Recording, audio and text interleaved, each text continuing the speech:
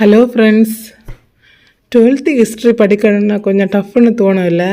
ஆனால் நம்ம அது ஒரு ஸ்டோரி மாதிரி படித்தா அது ரொம்ப ஈஸி ஆகிடும். இந்தியாவில் தேசியத்தின் எழுச்சி இந்த லெசனில் இருந்து நான் உங்களுக்கு ஒவ்வொரு டாப்பிக்கை சிம்பிளாகவும் ஸ்டோரி மாதிரியும் எக்ஸ்பிளைன் பண்ணி தாரேன். ஒவ்வொரு டாபிக் முடிஞ்சதும் அதுக்கான ஒரு இம்பார்ட்டன்ட் கொஸ்டின்ஸ் அந்த லைன் பை லைனாக கொடுத்துருக்கேன். சரியா? டாபிக் வைஸாக லைன் பை லைனாக கொஸ்டின் அண்ட் ஆன்சரையும் நான் எடுத்து கொடுத்து எக்ஸ்பிளைன் பண்ணுறேன். அதனால் நீங்கள் லெசன் முழுக்க கிளியராக புரிஞ்சுக்கலாம். எக்ஸாமுக்கு ஈஸியாக ரிவைஸ் பண்ணலாம். இந்த சீரீஸ் முடிஞ்சதும் 10th 11th 12th ஹிஸ்ட்ரியில் உள்ள 19ஆம் நூற்றாண்டின் சமூக சமய சீர்திருத்த இயக்கங்கள், நவீனத்தை நோக்கி இந்தியாவில் தேசியத்தின் எழுச்சி, இந்த 3 லெசனையும் சேர்த்து ஒரு லைவ் டெஸ்ட்டு எக்ஸாம் வைக்க போகிறேன்.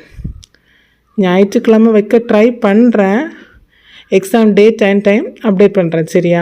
கொஸ்டின்ஸ் எல்லாம் மோஸ்ட்லி ஆப்ஷன் மாதிரி தான் இருக்கும். அதில் ஒவ்வொரு வீடியோவும் ஸ்கிப் பண்ணாமல் பாருங்கள், நோட்ஸ் எடுங்க, ரிவைஸ் பண்ணுங்கள். வீடியோ யூஸ்ஃபுல்லாக இருந்தால் லைக் பண்ணுங்கள், ஷேர் பண்ணுங்கள், சப்ஸ்கிரைப் பண்ணுங்கள். ஓகேவா? ரெடியா? அப்போ வாங்க. சரியா? ஃபஸ்ட்டு டாபிக் என்னன்னா அறிமுகம். ஒரு நாடு அதை வேறொரு நாடு முழுக்க கட்டுப்பாட்டில் வச்சுருந்தா அந்த நாட்டில் உள்ள மக்கள் என்ன பண்ணுவாங்க? அவர்கள் அமைதியாக இருப்பாங்களா? இல்லை, ஒரு நாள் எழுந்திருப்பாங்க. அப்படி தான் இந்தியாவில் நடந்துச்சு. ஆங்கிலேயர்கள் இந்தியாவை சும்மா ஆட்சி பண்ணலை, அதிகமாக சுரண்டணும், முழுக்க கட்டுப்பாட்டில் வைக்கணும்னு நினச்சாங்க. அதுக்காக என்ன பண்ணாங்க தெரியுமா? அரசியல், பொருளாதாரம் எல்லாத்தையும் ஒரே இடத்துல கான்சன்ட்ரேஷன் பண்ணிட்டாங்க. அதாவது முழு பவரையும் அவங்கக்கிட்ட தான். இது ஒரு முக்கியமான பாயிண்ட், கவனமாக கேளுங்க. இந்த கட்டுப்பாடு, இந்த சுரண்டல் என்ன எஃபெக்ட் கொடுத்துச்சு தெரியுமா? அதுதான் தேசிய உணர்வு. மக்கள் யோசிக்க ஆரம்பித்தாங்க, இது நம்ம நாடு தானே, நம்மளை ஏன் யார் ஆளணும் அப்படின்னு நினச்சாங்க. இது எக்ஸாமில் கேட்பாங்க. இந்த உணர்வு தான் பின்னாடி ஒரு பெரிய இயக்கமாக மாறுச்சு. ஆனால் இது ஒரே நாளில் நடக்கலை, சின்ன சின்ன மாற்றங்களால் தான் ஆரம்பிச்சது. 19ஆம் நூற்றாண்டில் சமூக சீர்திருத்த இயக்கங்கள் நடந்தது. மேலை கல்வி படித்த இந்தியர்கள் அவர்களோட உரிமைகள் கேட்க ஆரம்பித்தாங்க, பெட்டிஷன் கொடுத்தாங்க, டிமாண்ட் பண்ணாங்க. இதெல்லாம் தான் இந்திய தேசிய இயக்கத்துக்கான ஸ்டார்டிங் பாயிண்ட். அதுக்கப்புறம் ஒரு பெரிய டேர்னிங் பாயிண்ட் வந்துச்சு. 1915 ஒரு மனுஷன் தென்னாப்பிரிக்காவில் இருந்து இந்தியாவுக்கு திரும்பி வராரு. யாருன்னு கெஸ் பண்ணலாமா? ஆமாம், மகாத்மா காந்தி தான். 1919 இருந்து அவர் தேசிய இயக்கத்துக்கு லீடர்ஷிப் எடுத்தப்போ இந்த மூமெண்ட் ஒரு சாதாரண போராட்டம் இல்லை, மக்கள் இயக்கமாக மாறுச்சு. இதை மிஸ் பண்ணாதீங்க. இந்த பாயிண்ட் தான் இந்தியன் நேஷ்னல் மூமெண்ட்டில் பிக்கஸ்ட் டேர்னிங் பாயிண்ட். இப்போது தேசியன்னா என்னென்ன புரிஞ்சுக்கணும்ல? சிம்பிளாக சொல்லணும்னா, நம்ம நாட்டை நேசிப்பது, அதுக்கு விசுவாசமாக இருப்பது, அதை உயர்ந்த இடத்துல பார்க்குறது, அதுதான் தேசியம். காந்திக்கு முன்னாடியே பல லீடர்ஸ் கிரவுண்ட் ஒர்க் போயிட்டாங்க. தாதாபாய் நவ்ரோஜி, கோகலே, பிபின் சந்திரபால், லாலா லஜபதி ராய், பாலகங்காதர திலகர், இவர்கள் எல்லாம் என்ன பண்ணாங்க தெரியுமா? மக்களுக்கு நம்ம நாட்டை யாரோ சுரண்டுறாங்கன்னு புரிய வச்சாங்க. இது ரொம்ப முக்கியமான பாயிண்ட், கவனமாக கேளுங்க. இந்த அவேர்னஸ் தான் பின்னாடி பெரிய ரெவல்யூஷனுக்கு காரணம். அதனால் இந்த லெசனில் இந்திய தேசிய இயக்கம் எப்படி ஆரம்பித்தது, எப்படி வளர்ந்தது, இந்த லீடர்ஸ் என்ன ரோல் ப்ளே பண்ணாங்க, எல்லாத்தையும் நாம் ஸ்டெப் பை ஸ்டெப்பாக பார்க்க போகிறோம். இது எக்ஸாமுக்கு மட்டும் இல்லை, நம்ம நாட்டோட ரியல் ஸ்டோரி. ஓகேவா? இனி நெக்ஸ்ட் இதோட கொஸ்டின் ஆன்சர் பார்ப்போம். சரியா? இந்தியாவில் தேசியத்தின் எழுச்சி, அறிமுகம். ஃபஸ்ட்டு கொஸ்டின், ஆங்கிலேயர்கள் இந்தியாவை எதற்காக ஒருமுகப்படுத்தினர்? ஆன்சர் என்னன்னா, அதிகமாக சுரண்டவும் கட்டுப்படுத்தவும். செகண்ட் கொஸ்டின், ஆங்கிலேயர்கள் எந்த துறைகளை ஒருமுகப்படுத்தினர்? ஆன்சர் என்னன்னா, அரசியல் மற்றும் பொருளாதாரம். தேர்டு கொஸ்டின், ஆங்கிலேயர்களின் வெற்றி எதற்கு காரணமானது? ஆன்சர், தேசிய உணர்வு வளர்ச்சி மற்றும் தேசிய இயக்கம் தோற்றம். ஃபோர்த் கொஸ்டின், எந்த நூற்றாண்டில் சமூக சீர்திருத்த இயக்கங்கள் நடந்தன? ஆன்சர், 19ஆம் நூற்றாண்டு. 5th கொஸ்டின், தேசிய இயக்க வரலாறு எதை ஆரம்ப புள்ளியாக கொண்டது? ஆன்சர், சமூக சீர்திருத்த இயக்கங்கள் மற்றும் போராட்டங்கள். 6th கொஸ்டின், மேலை கல்வி பெற்ற இந்தியர்கள் எதற்காக வேண்டுகோள்கள் வைத்தனர்? ஆன்சர், குடிமை உரிமைகளுக்காக. 7th கொஸ்டின், இந்திய தேசிய இயக்க வரலாறு எதிலிருந்து தொடங்குகிறது? ஆன்சர், மனுக்கள் மற்றும் கோரிக்கைகளிலிருந்து. 8th கொஸ்டின், காந்தி எப்போது இந்தியா திரும்பினார்? ஆன்சர், கிபி 1915. 9th கொஸ்டின், காந்தி எங்கு இருந்து இந்தியா திரும்பினார்? ஆன்சர், தென்னாப்பிரிக்கா. 10th கொஸ்டின், காந்தி எப்போது தேசிய இயக்கத்துக்கு தலைமையேற்றார்? ஆன்சர், கிபி 1919. 11th கொஸ்டின், காந்தியின் தலைமையில் தேசிய இயக்கம் எப்படியானது? ஆன்சர், மிக பெரும் மக்கள் இயக்கமாக மாறியது. 12th கொஸ்டின், தேசியம் என்பதன் பொருள் என்ன? ஆன்சர், நாட்டிற்கு விசுவாசம் மற்றும் பக்தியுடன் இருப்பது. 13வது கொஸ்டின், தேசிய உணர்வு எதை உயர்வாக கருதுகிறது? ஆன்சர், தனது நாட்டை மற்ற நாடுகளை காட்டிலும் உயர்வாக. 14வது கொஸ்டின், தேசியம் எதற்கு சிறப்பு கவனம் செலுத்துகிறது? ஆன்சர், நாட்டின் பண்பாடு மற்றும் விருப்ப வளர்ச்சி. 15, காந்திக்கு முன் தேசிய உணர்வை பரப்பியவர்கள் யார் யார்? நிறைய கொஸ்டின்ஸ் அப்படி நிறைய இதாட்டு கொடுத்துருக்கு, ஏன்னா ஒரே லைனில் நிற்காதுன்னு அப்படி கொடுத்துருக்கு. யார் இல்லைன்னா தாதாபாய் நவ்ரோஜி, கோபாலகிருஷ்ண கோகலே, பிபின் சந்திரபால், லாலா லஜபதி ராய், பால கங்காதர திலகர். இவர்கள் என்ன பண்ணாங்க? காந்திக்கு முன்னாடியே தேசிய உணர்வை பரப்பினவங்க. 20வது கொஸ்டின், இத்தலைவர்கள் எதை பற்றி இந்தியர்களுக்கு கற்றுக் கொடுத்தனர்? காலனிய சுரண்டல் மற்றும் தேசிய அடையாளம். நெக்ஸ்ட் கொஸ்டின், இந்த பாடம் எதை பற்றி விளக்குகிறது? தேசிய இயக்கத்தின் தோற்றம் மற்றும் வளர்ச்சி. 22, இந்த பாடத்தில் யாரின் பங்களிப்பு கவனிக்கப்படுகிறது? ஆன்சர், தொடக்க கால தலைவர்கள். இனி நெக்ஸ்ட்டு டாப்பிக்கில் உள்ள எக்ஸ்பிளனேஷன் வீடியோ பார்ப்போம். நெக்ஸ்ட் டாபிக் என்னன்னா சமூக பொருளாதார பின்னணி. அதில் உள்ள சைட் டாபிக் புதிய நில உடைமை உரிமைகளால் ஏற்பட்ட பாதிப்புகள். ஒரு விவசாயி முழு வருடமும் உழைச்சி இறுதியில் என்ன கிடைக்கும் தெரியுமா? அவன் உழைச்சதில் பாதியும் இல்லை, சில சமயம் ஒன்றுமே கிடைக்காது. ஏன் இப்படியாச்சு? யார் காரணம்? இதுக்கு பின்னாடி ஒரு பெரிய ஸ்டோரி இருக்குது, கவனமாக கேளுங்க. ஆங்கிலேயர்கள் வருவதற்கு முன்னாடி இந்தியாவில் ஒரு சிம்பிள் சிஸ்டம் இருந்துச்சு. விவசாயி என்ன விளைவிச்சானோ அதில் ஒரு ஷேர் அரசுக்கு கொடுப்பான். அதாவது விளைச்சல் இருந்தால் தான் டேக்ஸ், இல்லைன்னா டென்ஷனே இல்லை. ஆனால் ஆங்கிலேயர்கள் வந்ததும் கேம் முழுக்க சேஞ்ச் ஆகிடுச்சு. இது ரொம்ப முக்கியமான பாயிண்ட், கவனமாக கேளுங்க. அவர்கள் என்ன பண்ணாங்க தெரியுமா? நீ எவ்வளவு சம்பாதிச்சா எனக்கு மேட்டர் இல்லை, நீ இவ்வளவு டேக்ஸ் பணமாக கட்டணும்னு ஃபிக்ஸ் பண்ணிட்டாங்க. அடடா, விளைச்சல் இல்லைன்னா, வறட்சி வந்தா, பஞ்சம் இருந்தால் அவர்களுக்கு அதெல்லாம் மேட்ரே இல்லை.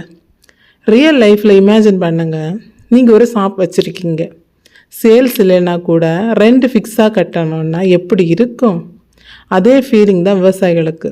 அதுக்கப்புறம் இன்னொரு ப்ராப்ளம், டேக்ஸ் கட்ட முடியலைன்னா விவசாயி என்ன பண்ணுவான்? கடன் எடுப்பான். அதுக்காக மணி லெண்டர் ரெடியாக இருப்பாங்க. ஆனால் ட்விஸ்ட் என்னென்னு தெரியுமா? இதை மிஸ் பண்ணாதீங்க. இந்த மணி லெண்டர்ஸ் சின்ன சின்ன ட்ரிக் யூஸ் பண்ணி விவசாயிகளோட நிலத்தையே பறிச்சுக்கிட்டாங்க. அதாவது நிலம் அவர்களோடது தான், இருந்தாலும் ஒரு நாள் அது அவர்களோட கையில் இருக்கவே இல்லை. இதோட முடிஞ்சிடலை, இன்னும் இருக்குது. இது எக்ஸாமில் கேட்பாங்க. ஆங்கிலேயர்கள் கொண்டு வந்த புதிய சிஸ்டமில் 2 பெரிய சேஞ்சஸ் நடந்துச்சு. ஒன்று என்னென்னா, நிலம் ஒரு சரக்காக மாறிடுச்சு, அதாவது வாங்கலாம் விற்கலாம். செகண்ட் என்னென்னா, வேளாண்மை பிஸ்னஸாக மாறிடுச்சு.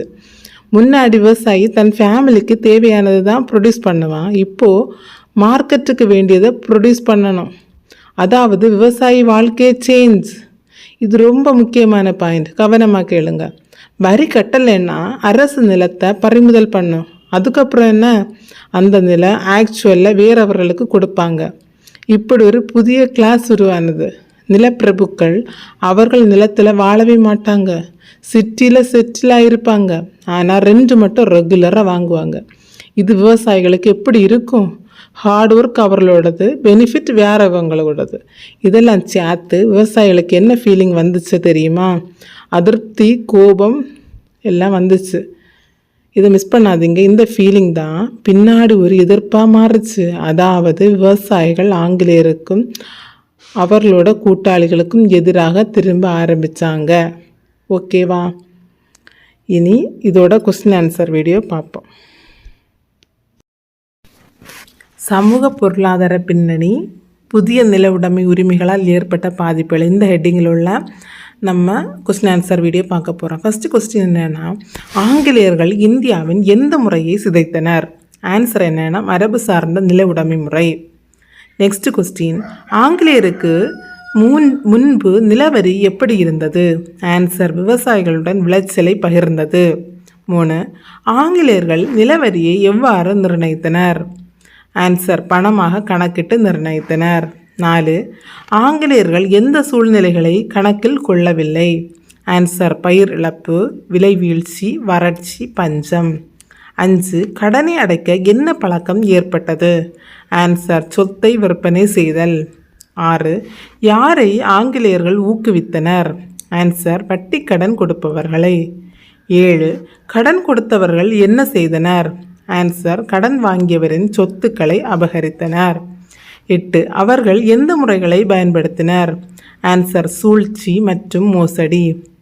9, புதிய நில நிர்வாக கொள்கையை யார் அறிமுகம் செய்தனர்? ஆன்சர், கிழக்கிந்திய கம்பெனி. 10, புதிய கொள்கையால் ஏற்பட்ட 2 முக்கிய பாதிப்புகள் என்ன? ஆன்சர், நிலம் விற்பனை பொருளாகியது மற்றும் வேளாண்மை வணிகமயமடைந்தது. 11, ஆங்கிலேயர் வருகைக்கு முன்பு நிலத்தில் என்ன இல்லை? தனி சொத்துரிமை. 12, நிலம் எவ்வாறாக மாற்றப்பட்டது? ஆன்சர், சரக்காக மாற்றப்பட்டது. 13, நிலம் எவ்வாறு கைமாறியது? ஆன்சர், விற்பனை மற்றும் வாங்குதல் மூலம். 14, நிலம் பறிமுதல் செய்யப்படுவதற்கான காரணம் என்ன? ஆன்சர், வரி அல்லது குத்தகை செலுத்தாதது. 15, பறிமுதல் செய்யப்பட்ட நிலங்கள் எவ்வாறு வழங்கப்பட்டன? ஆன்சர், ஏலத்தில் விடப்பட்டன. 16, இந்த முறையால் எந்த வர்க்கம் உருவானது? ஆன்சர், புதிய நிலப்பிரபுக்கள் வர்க்கம். 17, நிலப்பிரபுக்கள் எங்கு வாழ்ந்தனர்? நகரங்களில். 18, நிலப்பிரபுக்கள் என்ன வசூலித்தனர்? ஆன்சர், குத்தகையை மட்டும் வசூலித்தனர். 19, மரபு வேளாண்மையில் விவசாயிகள் என்ன உற்பத்தி செய்தனர்? ஆன்சர், தங்கள் நுகர்வுக்கான பொருட்கள். 20, புதிய முறைக்கு பின் விவசாயிகள் என்ன உற்பத்தி செய்தனர்? ஆன்சர், சந்தைக்கு தேவையான பொருட்கள். 21, நிலம் விற்பனை சரக்காக மாற்றப்பட்டதில் என்ன விளைவு இல்லை? ஆன்சர், வாழ்க்கை முன்னேற்றம் இல்லை. 22, இது விவசாயிகளில் என்ன உணர்வை ஏற்படுத்தியது? ஆன்சர், மன நிறைவின்மை. 23, விவசாயிகள் எப்படியாக மாறினர்? ஆன்சர், அமைதி இழந்தவர்களாகவும் கட்டுப்பாடு மீறுபவர்களாகவும். 24, பின்னர் விவசாயிகள் யாருக்கு எதிராக திரும்பினர்? ஆன்சர், ஏகாதிபத்தியவாதிகளுக்கும் அவர்களின் கூட்டாளிகளுக்கும். ஓகேவா? இனி நெக்ஸ்ட் டாப்பிக்கோட ஸ்டோரி பார்ப்போம். நெக்ஸ்ட் டாபிக் என்னன்னா, பஞ்சங்களும் இந்தியர்கள் ஆங்கிலேயரின் கடல் கடந்த காலனிகளில் குடியேறுதலும். ஒரு காலத்தில் இந்தியானா உலகமே சொல்லும், வாவ்னு சொல்லுவாங்க. தெரியுமா? ஏன்? நம்ம கைத்தறி துணிகள், கைவினைப் பொருட்கள் உலகமே வாங்கி யூஸ் பண்ணுச்சு. ஆனால் சில வருடங்களுக்குள்ள அதே இந்தியா வேலை இல்லாத கைவினைஞர்களோட நாடாக மாறிடுச்சு. எப்படி இது நடந்தது? யார் காரணம்? இதுதான் இப்போ நம்ம பார்க்க போகிற முக்கியமான ஸ்டோரி. கவனமாக கேளுங்க. இங்கிலாந்தில் ஒரு பெரிய சேஞ்ச் நடந்துச்சு. தொழில் புரட்சி. மெஷின் யூஸ் பண்ணி ஃபாஸ்ட்டாகவும் சீப்பாகவும் பொருட்கள் தயாரிக்க ஆரம்பித்தாங்க. இது ரொம்ப முக்கியமான பாயிண்ட். கவனமாக கேளுங்க. அதுக்கப்புறம் ஆங்கிலேயர்கள் என்ன பண்ணாங்க தெரியுமா? ஃப்ரீ ட்ரேடுன்னு ஒரு பாலிசி. அதாவது யாருக்கும் ரெஸ்ட்ரிக்ஷன் இல்லாமல் ட்ரேட் பண்ணலாம். கேட்க நல்லாவே இருக்குல்ல, ஆனால் எஃபெக்ட் என்னன்னு தெரிஞ்சால் ஷாக் ஆகிடுவீங்க. ஸ்டெப் பை ஸ்டெப் பார்த்துக்கலாம். ஃபஸ்ட்டு, இந்தியாவில் இருந்து கச்சா பொருட்கள், பருத்தி, சணல், பட்டு எல்லாம் இங்கிலாந்துக்கு எடுத்து செல்லப்பட்டுச்சு. செகண்ட், அங்கே மெஷினில் தயாரித்து மீண்டும் இந்தியாவுக்கு அனுப்புனாங்க. அதாவது நம்ம பொருள் நம்மளையே விற்கிறாங்க. இது எக்ஸாம்பிள் கேட்பாங்க. தேர்டு, இந்த இம்போர்ட்டட் பொருட்கள் எல்லாம் ரொம்ப சீப். அதனால் மக்கள் எங்கே வாங்குவாங்க? சீப்னா வாங்குவாங்க. அப்போது நம்ம கைத்தறி நெசவாளர்களோட நிலை பிஸ்னஸ் டவுன், இன்கம் ஜீரோ, வேலை போச்சு. இதை மிஸ் பண்ணாதீங்க. நெசவாளர்கள் மட்டும் இல்லை, தச்சர், கொல்லர், காலணி தயாரிப்போர் எல்லாரும் வேலை இழந்தாங்க. இதுதான் டீஇண்டஸ்ட்ரியலேஷன், அதாவது தொழில்கள் அழிந்தது. ஆனால் ஸ்டோரி இன்னும் முடிஞ்சிடலை, இன்னும் சீரியஸ் ஆகுது. இந்தியாவை அவர்கள் என்ன மாதிரி யூஸ் பண்ணாங்க தெரியுமா? Raw material supply centre. விவசாயிகளையும் கூட விடலை. இது ரொம்ப முக்கியமான பாயிண்ட், கவனமாக கேளுங்க. அவர்களை என்ன பயிர் செய்ய சொன்னாங்க? இண்டிகோ, அவிரி மற்றும் கேஷ் கிராப்ஸ், அதாவது ஃபுட் கிராப்ஸை விட ஃபேக்ட்ரிக்கு தேவையான கிராப்ஸ். அப்போது மக்கள் சாப்பிட என்ன? ஃபுட் ஷார்ட்டேஜ் ஆரம்பிச்சு. இப்போது ஒரு ரியல் சம்பவம். 1859 முதல் 60 வரை வங்காளம் இண்டிகோ ஃபார்மர்ஸ் என்ன பண்ணாங்க தெரியுமா? அவர்களை ஃபோர்ஸ் பண்ணி அவுரி பயிர் செய்ய வச்சாங்க. அட்வான்ஸ் கொடுத்தாங்க. ஆனால் கான்ட்ராக்ட் அன்ஃபேர். ஒரு ஃபார்மர் ஒப்புக்கிட்டா அவன் முழு நிலத்தில் அவுரி மட்டும்தான் செய்யணும். அதுக்கு கொடுத்த ப்ரைஸ் மார்க்கெட் ப்ரைஸை விட ரொம்ப கம்மி. இதனால் வரி கூட கட்ட முடியாத நிலை. இதை மிஸ் பண்ணாதீங்க. ஃபார்மர்ஸ் என்ன பண்ணாங்க தெரியுமா? முதல்ல பீஸ்ஃபுல்லாக கம்ப்ளைண்ட் பண்ணாங்க, பெட்டிஷன் கொடுத்தாங்க. ஆனால் ரிசல்ட் ஜீரோ. அதுக்கப்புறம் ரிவால்ட்.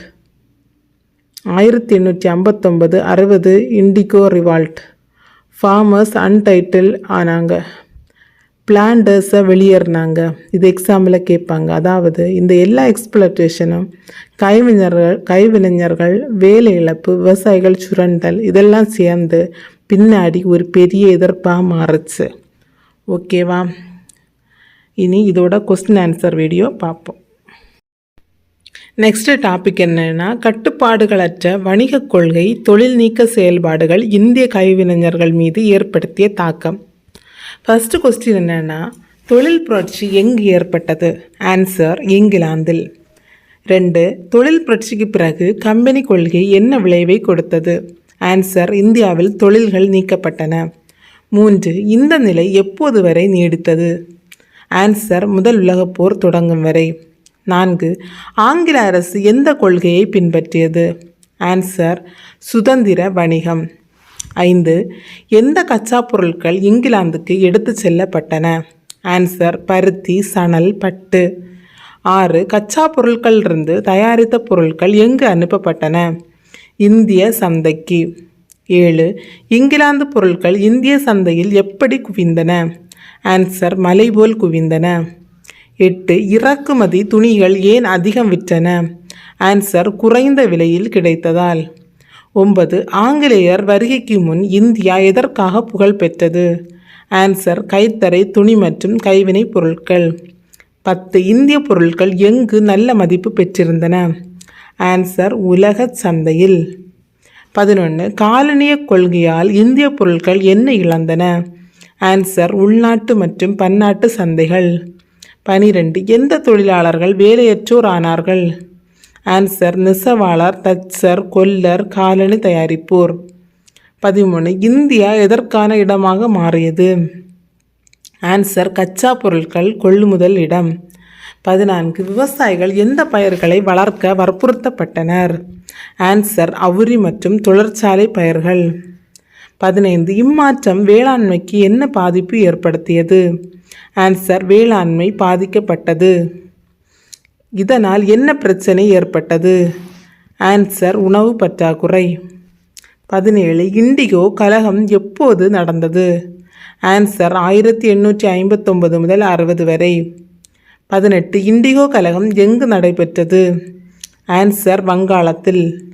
19, இண்டிகோ கலகம் எதற்கான எதிர்வினை?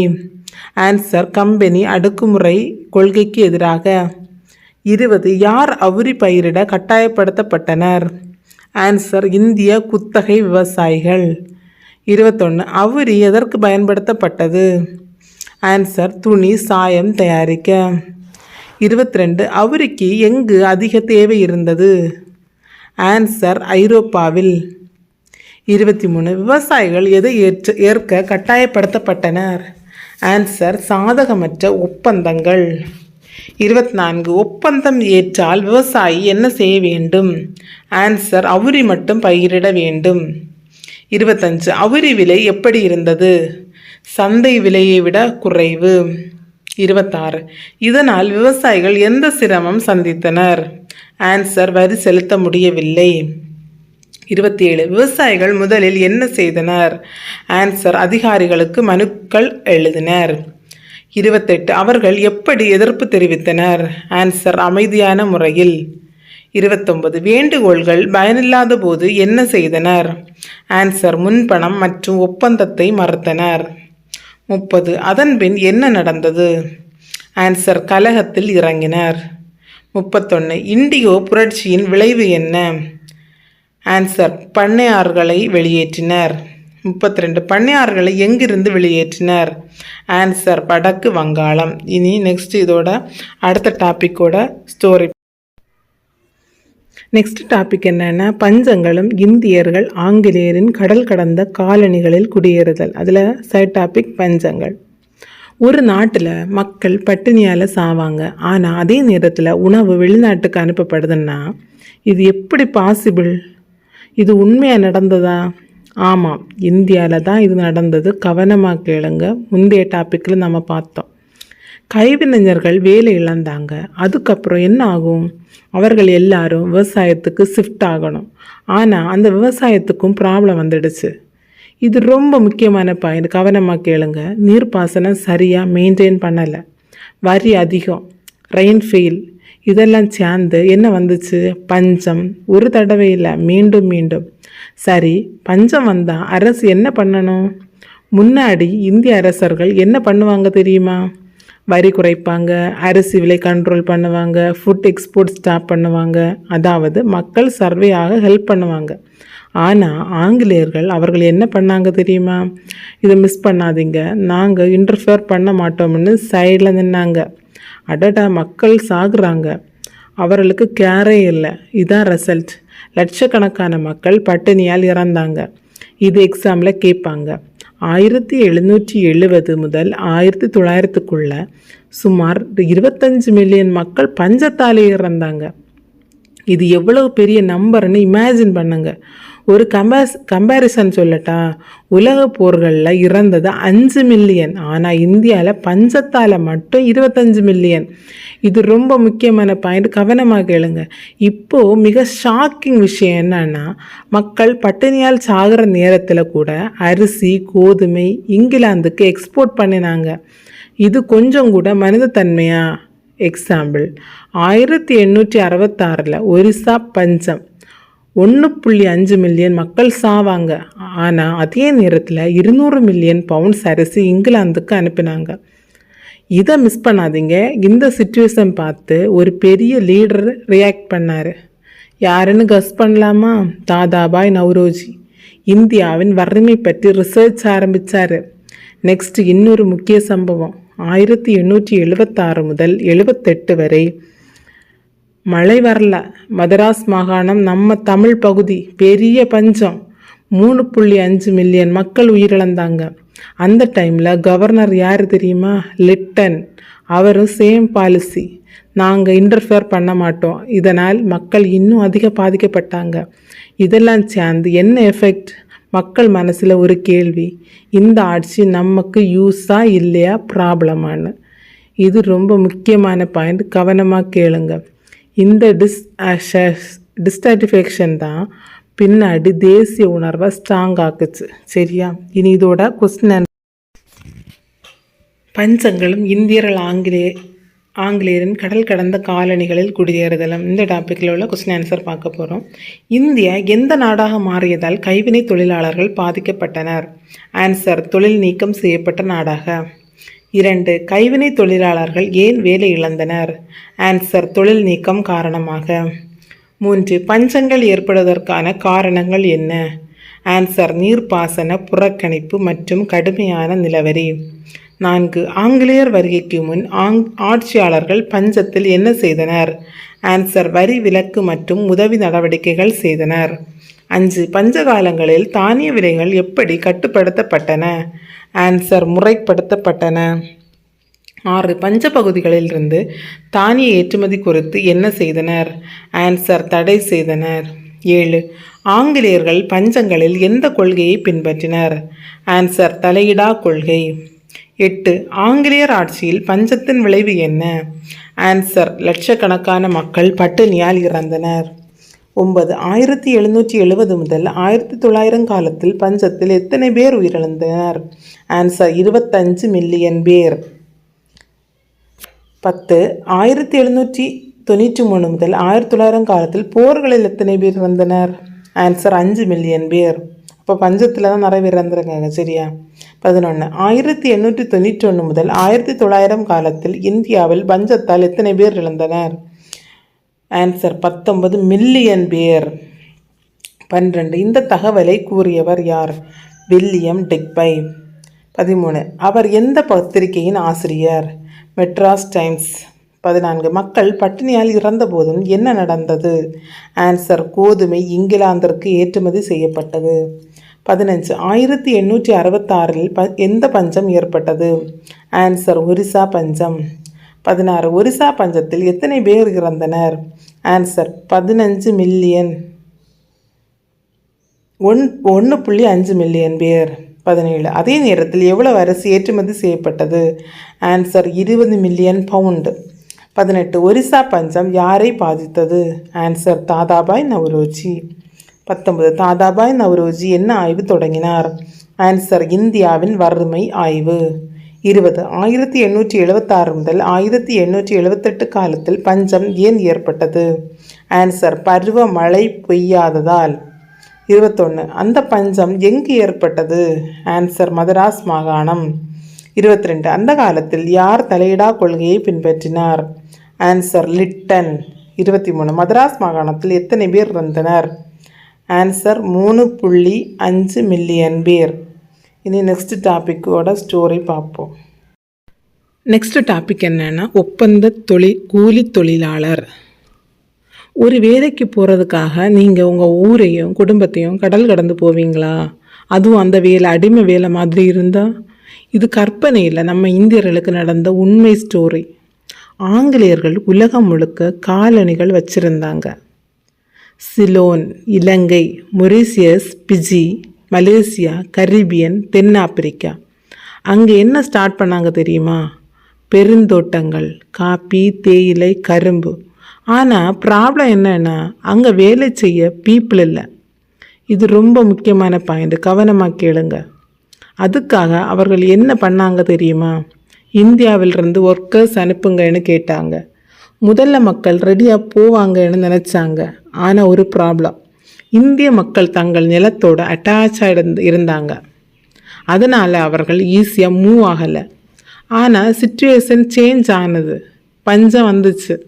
1833 முதல் 1843 மக்கள் சாப்பாட்டுக்கே கஷ்டம். அப்போ என்ன ஆகும்? வாழ வேண்டும்னு எங்கே வேலை கிடக்குதோ அங்கே போவாங்க. இதை மிஸ் பண்ணாதீங்க. அதுதான் இந்த மிக்ரேஷன் ஆரம்பமானது. இந்த சிஸ்டமுக்கு ஒரு பேர் இருக்குது, ஒப்பந்த கூலி தொழிலாளர் முறை. அதாவது 5 வருட கான்ட்ராக்ட் சைன் பண்ணணும், சிறிய சேலரி, அதுக்கப்புறம் வீட்டுக்கு திரும்பலாம். கேட்க ஓகே இருக்குல்ல, ஆனால் ரியாலிட்டி இது ரொம்ப முக்கியமான பாயிண்ட், கவனமாக கேளுங்க. இது அடிமை வேலையை விட மோசமாக இருந்துச்சு. விவசாயிகள், நெசவாளர்கள் சிறிது பணம் சம்பாதிக்கலான்னு நினச்சி போனாங்க. ஆனால் அவர்கள் எப்படி ரீக்ரியேட் பண்ணப்பட்டாங்க தெரியுமா?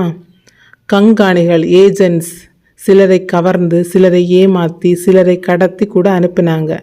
பின்னாடி நீண்ட கடல் பயணம். அந்த பயணத்தில் பலர் உயிரிழந்தாங்க. இது எக்ஸாமில் கேட்பாங்க.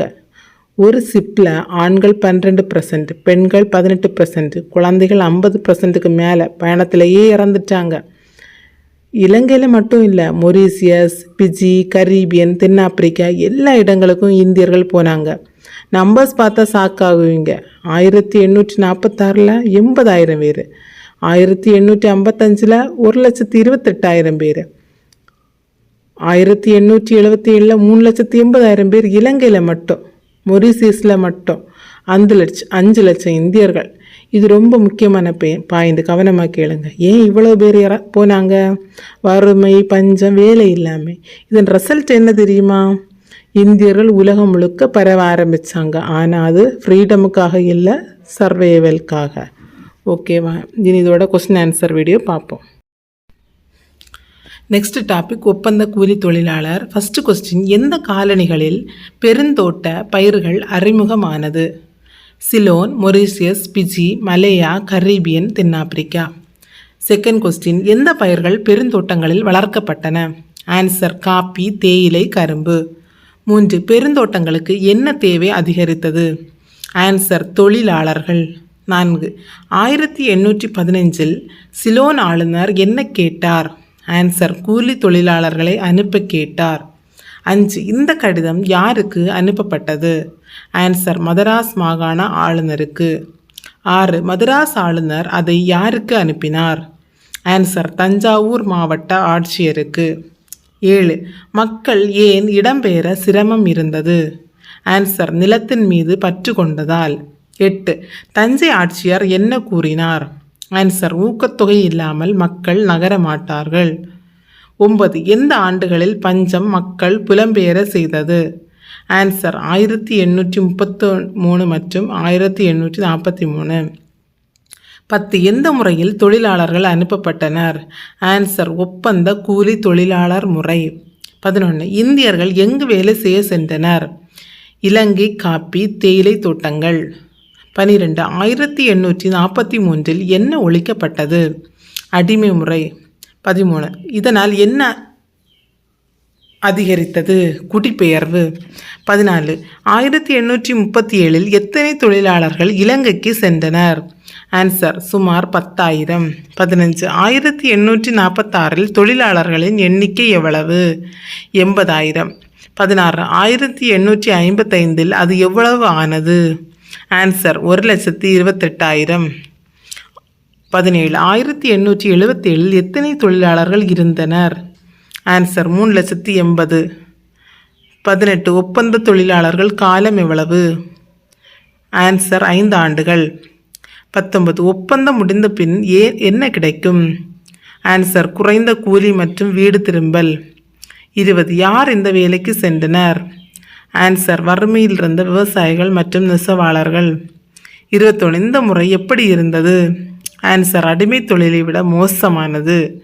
22, தொழிலாளர்களை யார் கொண்டு வந்தனர்? ஆன்சர் கண்காணிகள், ஏஜென்ட். சரியா? 23, தொழிலாளர்கள் எப்படி கொண்டு வரப்பட்டனர்? ஆன்சர் சூழ்ச்சி அல்லது கடத்தல் மூலம். 24, கடல் பயணத்தில் என்ன நடந்தது? ஆன்சர் பலர் துயரப்பட்டு இறந்தனர்.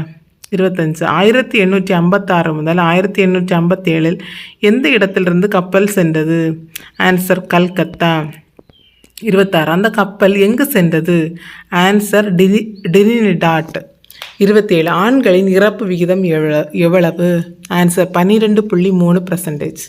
28, பெண்களின் இறப்பு விகிதம் 18.5. சிறுவர்கள் 28, சிறுமிகள் 36, குழந்தைகள் 55. 32, இந்தியர்கள் வேறு எந்த காலனிகளுக்கு சென்றனர்? மொரீசியஸ், நீரிணை குடியேற்றங்கள், கரீபியன், பிஜி, தென்னாப்பிரிக்கா.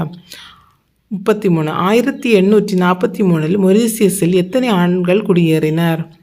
ஆன்சர் 30,218. 34, 1843 மொரீசியஸில் எத்தனை பெண்கள் குடியேறினர்? ஆன்சர் 4,307. 35, நூற்றாண்டின் இறுதியில் எத்தனை பேர் மொரீசியஸுக்கு சென்றனர்? ஆன்சர் 5 லட்சம் தொழிலாளர்கள். சரி, இனி இது அடுத்த டாப்பிக்கோட ஸ்டோரி பார்ப்போம். நெக்ஸ்ட் டாபிக் என்னன்னா மேற்கத்திய கல்வியும் அதன் தாக்கமும். அதில் சைடு ஹெட்டிங் ஆங்கிலேயருக்கு முந்தைய இந்தியாவில் கல்வி. நம்ம கிளாஸில் எல்லாருக்கும் ஈக்குவலாக படிக்க சான்ஸ் இருக்குது இல்லையா?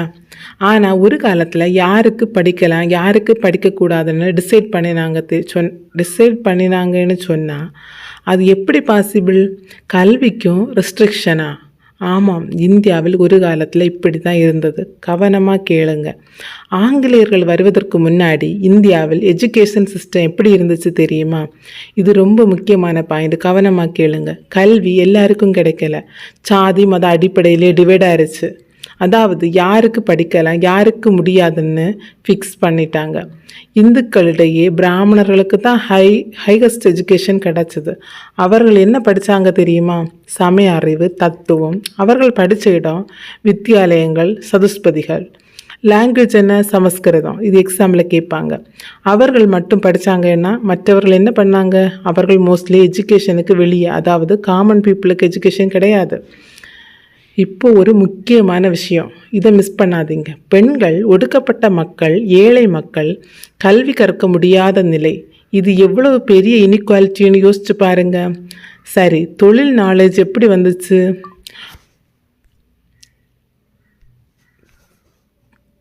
அது ஸ்கூலில் கற்றுக் கொடுக்கல. அப்போது இருந்து மகன் ஃபேமிலியே ட்ரான்ஸ்ஃபர். உதாரணம், ஒரு கார்பெண்டர் ஃபேமிலின்னா அவங்க குழந்தையும் அதே வேலை. இது ரொம்ப முக்கியமான பாயிண்ட், கவனமாக கேளுங்க. இந்த சிஸ்டமில் ஒரு பெரிய ப்ராப்ளம் என்னன்னா, நியூ ஐடியாஸ் வர சான்ஸ் இல்லை. ஏன்? எல்லாமே பழைய மாதிரி தான் தொடருது. மேலும் எஜுகேஷன் எப்படி நடந்துச்சு தெரியுமா? மெமரைசேஷன், அதாவது மனப்பாடம் பண்ணி ரிப்பீட் பண்ணணும். திங்கிங், இனோவேஷன் அதுக்கு இம்பார்ட்டன்ஸ் கிடையாது. இதெல்லாம் சேர்த்து இந்திய கல்வி சிஸ்டமில் என்ன ஆயிடுச்சுன்னா, ப்ராக்ரஸ் ஸ்லோ, டெவலப்மெண்ட் குறைவு. ஓகேவா? இனி இதோட கொஸ்டின் ஆன்சர் வீடியோ பார்ப்போம். நெக்ஸ்ட் சைடு கேட்டின் மேற்கத்திய கல்வியும் அதன் தாக்கமும். ஃபர்ஸ்ட் கொஸ்டின், காலனிய காலத்திற்கு முன் இந்தியா கல்வி எப்படி இருந்தது? ஆன்சர், சாதி மற்றும் மத அடிப்படையில் தூண்டப்பட்டிருந்தது.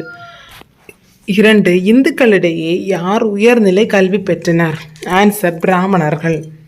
3, பிராமணர்கள் எந்த அறிவை பெரும் உரிமை கொண்டிருந்தனர்? ஆன்சர், சமய மற்றும் தத்துவ அறிவு. 4, கல்வியை யார் தங்களின் உரிமையாக்கி கொண்டனர்? ஆன்சர், பிராமணர்கள்.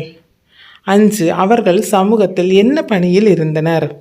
ஆன்சர், அர்ச்சகர்கள் மற்றும் ஆசிரியர்கள். 6, உயர்கல்வி நிலையங்கள் என்ன என்று அழைக்கப்பட்டன? ஆன்சர், வித்தியாலயங்கள் மற்றும் சதுஸ்பதிகள். 7, எந்த மொழியில் கல்வி கற்றனர்? ஆன்சர், சமஸ்கிருதம். 8, சமஸ்கிருதம் எப்படி பார்க்கப்பட்டது? ஆன்சர், புனிதமான மொழி. 9, தொழில்நுட்ப அறிவு எப்படி பரவியது? ஆன்சர், பரம்பரையாக தலைமுறையிலிருந்து தலைமுறைக்கு. 10, எந்த துறைகளில் தொழில்நுட்ப அறிவு இருந்தது? ஆன்சர், கட்டடக்கலை மற்றும் லோகவியல். 11, பரம்பரை முறை எந்த தடையை ஏற்படுத்தியது? ஆன்சர், புதிய முயற்சிகளுக்கு தடையாக இருந்தது. 12, கல்வி முறையின் மற்றொரு குறைபாடு என்ன? ஆன்சர், பெண்கள் மற்றும் ஏழைகள் கல்வி பெற முடியாதது. 13, யார் கல்வியிலிருந்து ஒதுக்கப்பட்டனர்? ஆன்சர், பெண்கள், ஒடுக்கப்பட்டோர், ஏழைகள். 14, கல்வி கற்பதில் எந்த முறைக்கு முக்கியத்துவம் கொடுக்கப்பட்டது? ஆன்சர், மனப்பாட முறை. 15, மனப்பாட முறை என்ன பாதிப்பு ஏற்படுத்தியது? ஆன்சர், புதிய முயற்சிகளுக்கு தடையாக இருந்தது. இனி நெக்ஸ்ட் டாப்பிக்கோட ஸ்டோரி. நெக்ஸ்ட் டாபிக் என்னன்னா, காலனி அரசின் பங்களிப்பு மெக்காலே கல்வி முறை. ஒரு ஆட்சி நம்ம படிக்க வைக்கிறது நல்ல விஷயந்தானே. ஆனால் அந்த எஜுகேஷனுக்கு பின்னாடி ஒரு ஹிடன் பிளான் இருந்தால் அது என்ன பிளான்? நம்மளே நமக்கு எதிராக மாற்றும் பிளானா? இதுதான் இன்று நம்ம பார்க்க போகிற பவர்ஃபுல் ஸ்டோரி. கவனமாக கேளுங்க. ஆங்கிலேயர்கள் இந்தியாவை ஆள ஆரம்பித்ததுக்கப்புறம் ஒரு பெரிய ப்ராப்ளம் வந்துச்சு. என்ன ப்ராப்ளம்னு கெஸ் பண்ணலாமா? இந்த அளவுக்கு பெரிய நாட்டை மேனேஜ் பண்ண நிறைய எஜுகேட்டட் ஸ்டாஃப் வேணும். அதுக்காக இங்கிலாந்தில் இருந்து எல்லாரையும் கொண்டு வர முடியுமா? இம்பாசிபிள். இது ரொம்ப முக்கியமான பாயிண்ட், கவனமாக கேளுங்க. அதனால் அவர்கள் என்ன முடிவு பண்ணாங்க? இந்தியர்களை எஜுகேட் பண்ணி அவர்களை கவர்மெண்ட்டுக்கு வேலை செய்ய வைக்கணும். அடடா, எஜுகேஷன் பர்பஸ் என்னன்னு புரியுதா? நம்ம வளர்ச்சிக்காக இல்லை, அவர்களோட அட்மினிஸ்ட்ரேஷனுக்காக. இங்கே ஒரு முக்கியமான பர்சன் வராரு, மெக்காலே. அவர் என்ன பண்ணார் தெரியுமா? 1835 ஒரு famous document, minute on Indian education, இது எக்ஸாமில் கேட்பாங்க. அந்த டாக்குமெண்ட்டில் அவர் என்ன சொல்கிறாருன்னா, எஜுகேஷன் இங்கிலீஷில் தான் கற்பிக்கணும். ஏன் தெரியுமா? இது ரொம்ப முக்கியமான பாயிண்ட், கவனமாக கேளுங்க. ஒரு புதிய கிளாஸ் உருவாக்கணும். பிளட்டில் இந்தியர், ஆனால் திங்கிங்கில் இங்கிலீஷ். அதாவது இந்தியன் பாடி, இங்கிலீஷ் மைண்டு. அப்போது லாங்குவேஜ் பற்றி டிபேட் இருந்துச்சா? ஆமாம். ஒரு குரூப் என்ன சொன்னாங்கன்னா, ரீஜியனில் லாங்குவேஜ் கற்பிக்கணும், மற்றொரு குரூப் இங்கிலீஷில் தான் கற்பிக்கணும். மெக்காலே யாரை சப்போர்ட் பண்ணார்? English group. இதன் ரிசல்ட் என்ன தெரியுமா? இந்தியாவில் ஸ்கூல், காலேஜஸ், யூனிவர்சிட்டிஸ் ஸ்டார்ட் ஆச்சு. 1857 மும்பை, சென்னை, கல்கத்தா பல்கலைக்கழகங்கள் ஆரம்பமாச்சு. இதை மிஸ் பண்ணாதீங்க. ஆங்கிலேயர்கள் என்ன எதிர்பார்த்தாங்க? இந்த எஜுகேட்டட் இண்டியன்ஸ் அவங்களுக்கு லாயலாக இருப்பாங்க, அதாவது அவர்களோட ரூல்ஸுக்கு சப்போர்ட் பண்ணுவாங்க. இந்த கிளாஸுக்கு ஒரு பேர் வச்சாங்க, பபு கிளாஸ். சிலர் அதை மார்க் பண்ணியும் பேசுனாங்க. ஆனால் ட்விஸ்ட் இங்கே தான். இது ரொம்ப முக்கியமான பாயிண்ட், கவனமாக கேளுங்க. அதே எஜுகேட்டட் கிளாஸ் பின்னாடி என்ன ஆனாங்க தெரியுமா? ஃப்ரீடம் மூமெண்ட் லீடர்ஸாக மாறிட்டாங்க. அதாவது ஆங்கிலேயர்கள் உருவாக்கின கிளாஸ் அவர்களுக்கே எதிராக திரும்பிச்சு. இதுதான் ஹிஸ்ட்ரியில் பிக்கஸ்ட் ட்விஸ்ட். ஓகேவா? இனி இதோட கொஸ்டின் ஆன்சர் வீடியோ பார்ப்போம். நெக்ஸ்ட் டாப்பிக்கில் சைடு ஹெட்டிங், காலனி அரசின் பங்களிப்பு மக்காலை கல்வி முறை. ஃபஸ்ட்டு கொஸ்டின், காலனி அரசு நவீன கல்வியை ஏன் பரப்பியது? ஆன்சர், நிர்வாக தேவைக்காக. 2, ஆங்கிலேயர்களுக்கு என்ன தேவையாக இருந்தது? ஆன்சர், கல்வி கற்ற பணியாளர்கள். 3, ஏன் இங்கிலாந்திலிருந்து பணியாளர்களை கொண்டு வர முடியவில்லை? ஆன்சர், பெருமளவில் கொண்டு வர சாத்தியமில்லாததால். 4, ஆங்கில கல்வி சட்டம் எப்போது அறிமுகமானது? ஆன்சர், 1835. 5, இந்த சட்டத்துடன் தொடர்புடையவர் யார்? ஆன்சர், டி.பி. மெக்காலே. 6, மெக்காலே எந்த ஆண்டுகளில் ஆலோசனை குழுவில் இருந்தார்? ஆன்சர், 1834 முதல் 1838 வரை. 7, புது கல்விக்குழு எப்போது உருவாக்கப்பட்டது? ஆன்சர், 1823. 8, புது கல்விக்குழுவின் பணி என்ன? ஆன்சர், கல்வி மற்றும் மொழி குறித்து வழிகாட்டுதல். 9, இந்த குழு எத்தனை பிரிவுகளாக பிரிந்தது? ஆன்சர், 2. 10, கீழ்த்திசை குழு என்ன கருத்து கூறியது? ஆன்சர், பிராந்திய மொழிகளில் கல்வி கற்க வேண்டும். 11, ஆங்கில மரபு குழு என்ன கூறியது? ஆன்சர், ஆங்கிலத்தில் மேலை கல்வி கற்பிக்க வேண்டும். 12, மெக்காலே எந்த குழுவை ஆதரித்தார்? ஆன்சர், ஆங்கில மரபு குழு. 13, மெக்காலே வெளியிட்ட புகழ்பெற்ற ஆவணம் என்ன? ஆன்சர், இந்திய கல்வி குறித்த குறிப்புகள். 14, அந்த ஆவணம் எப்போது வெளியிடப்பட்டது? ஆன்சர், 1835. 15, மெக்காலே எந்த கல்வியை ஆதரித்தார்? ஆன்சர், ஆங்கில வழி மேற்கத்திய கல்வி. 16, மெக்காலே எந்த வகை மக்களை உருவாக்க விரும்பினார்? ஆன்சர், ஆங்கில சிந்தனை கொண்ட இந்தியர்கள். 17, ஆங்கில கல்வி முறையை வடிவமைத்தவர் யார்? ஆன்சர், டி.பி. மெக்காலே. 18, ஆங்கில கல்வியின் விளைவாக என்ன தொடங்கப்பட்டது? ஆன்சர், பள்ளிகள், கல்லூரிகள், பல்கலைக்கழகங்கள். 19, பல்கலைக்கழகங்கள் எப்போது நிறுவப்பட்டன? ஆன்சர், 1857. 20, எந்த நகரங்களில் பல்கலைக்கழகங்கள் தொடங்கப்பட்டன? ஆன்சர், பம்பாய், சென்னை, கல்கத்தா. 21, படித்த இந்தியர்கள் பற்றி ஆங்கிலேயர்கள் என்ன எதிர்பார்த்தனர்? ஆன்சர், விசுவாசமாக இருந்து நிர்வாகத்திற்கு உதவுபவர். 22, மத்திய தர வர்க்கத்தை ஆங்கிலேயர்கள் என்ன என்று அழைத்தனர்? ஆன்சர், பாபு வர்க்கம். 23, அந்த வர்க்கத்தை அவர்கள் எப்படி பார்த்தனர்? ஆன்சர், ஏளனமாக. 24, பின்னர் அந்த வர்க்கம் என்ன ஆனது? ஆன்சர், முற்போக்கான படித்த வர்க்கம். 25, அவர்கள் என்ன பங்கு வகித்தனர்? ஆன்சர், விடுதலைக்காக மக்களை திரட்டினர். ஓகேவா? இனி அடுத்த டாப்பிக்கோட ஸ்டோரி பார்ப்போம்.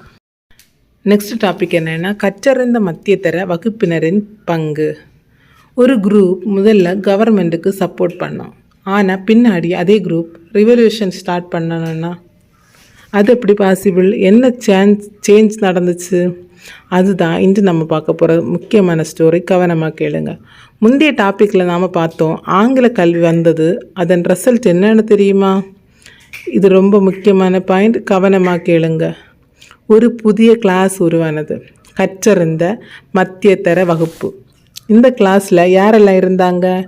வணிகர்கள், நிலப்பிரபுக்கள், மணி லெண்டர்ஸ், மருத்துவர்கள், வழக்கறிஞர்கள், கவர்மெண்ட் ஜாபில் இருந்தவர்கள், அதாவது எஜுகேட்டட் ப்ளஸ் ப்ரொஃபஷ்னல் பீப்புள். இவர்கள் ஆரம்பத்தில் என்ன பண்ணாங்க தெரியுமா? ஆங்கிலேயர்களோட சேர்ந்து ஒர்க் பண்ணாங்க. அவர்களுக்கு லாயலாக இருந்தாங்க. ஆனால் ஒரு டைமுக்கு அப்புறம் இவர்கள் யோசிக்க ஆரம்பித்தாங்க, நம்ம ஃப்யூச்சர் இந்த பிரிட்டிஷ் ரூலில் ஃபுல்ஃபில் ஆகுமான்னு. இது ரொம்ப முக்கியமான பாயிண்ட், கவனமாக கேளுங்க. அவர்களுக்கு ஒரு ரியலைசேஷன் வந்துச்சு, நம்ம ஆசைகள் சுதந்திர இந்தியாவில் தான் பாசிபிள். அதுக்கப்புறம் என்ன நடந்துச்சு தெரியுமா? இந்த எஜுகேட்டட் பீப்புள் மக்களிடையே தேசிய உணர்வு வளர்க்க ஆரம்பித்தாங்க. அதாவது அவேர்னஸ் ஸ்ப்ரெட் பண்ணாங்க. அவர்கள் என்ன பண்ணாங்கன்னா மீட்டிங் நடத்தினாங்க, டிஸ்கஷன் பண்ணாங்க, ஆர்கனைசேஷன் உருவாக்குனாங்க. இது எக்ஸாமில் கேட்பாங்க. இந்த ஐடியாஸில் எங்கேருந்து வந்தது தெரியுமா? மேலை நாட்டு thinkers. Democracy, freedom, rights, socialism, இந்த கான்செப்ட் எல்லாம் இவர்களுக்கு தெரிஞ்சிச்சு. இதை மிஸ் பண்ணாதீங்க. அவர்கள் என்ன சொன்னாங்க தெரியுமா? ஸ்பீச் ஃப்ரீடம் வேணும், மீட்டிங் ஃப்ரீடம் வேணும், ப்ரெஸ் ஃப்ரீடம் வேணும். அதாவது பேசிக் ரைட்ஸ் கேட்க ஆரம்பித்தாங்க. இதுக்கு சப்போர்ட்டாக டிரான்ஸ்போர்ட் டெவலப் ஆனது, போஸ்ட் டெலிகிராம் சர்வீசஸ். இதனால் இந்தியா முழுக்க ஐடியா ஸ்ப்ரெட் ஆகிடுச்சு.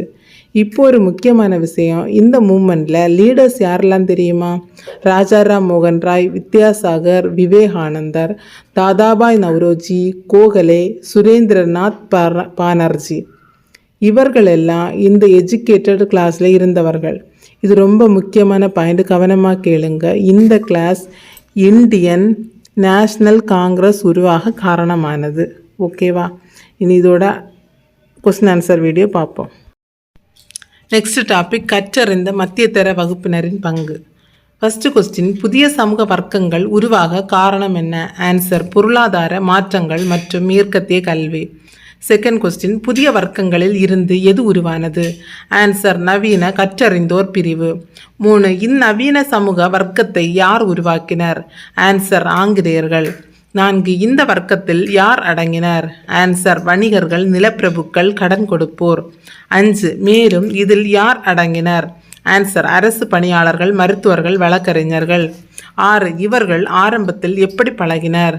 ஆன்சர், ஆங்கிலேயர்களுடன் இணக்கமாக. 7, பின்னர் இவர்கள் என்ன உணர்ந்தனர்? ஆன்சர், சுதந்திர இந்தியாவில் மட்டுமே விருப்பம் நிறைவேறும். 8, இவர்கள் என்ன வளர்த்தனர்? ஆன்சர், நாட்டுப்பற்று. 9, தேசிய காங்கிரஸ் உருவாகும் முன் என்ன இருந்தது?